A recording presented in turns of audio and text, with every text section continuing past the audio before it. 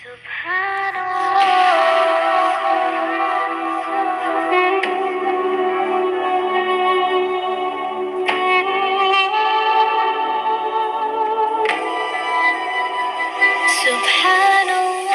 ملک میں وابڈا کے بڑے بڑے افسروں، مشیروں اور وزیروں کے گھر میں بجلی فری ہے،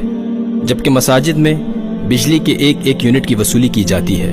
اور تو اور ٹیلی ویژن ٹیکسز بھی مسجدوں کے بل میں ایڈ ہو کر آتے ہیں۔ اسلامی جمہوریہ پاکستان میں موجود کچھ مساجد ایسی بھی ہیں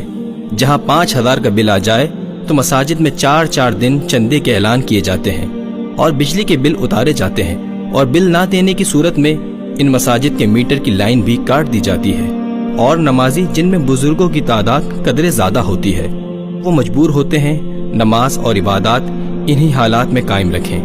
نیا پاکستان بن چکا ہے، کیا ہی اچھا ہو کہ نئے پاکستان میں مسجدوں کو بل سے استثناء کیا جائے۔ وابڈا کے افسران جو بھاری تنخواہیں اور مراعات لیتے ہیں، ان کے گھروں میں بجلی کے بل ان کے استعمال کے مطابق آئیں اور مسجدوں میں یوٹیلیٹی بل کو فری قرار دیا جائے۔ اس سے نہ صرف ہم اللہ کے گھر کی خدمت کر سکیں گے بلکہ اپنی آخرت بھی سنوار سکیں گے۔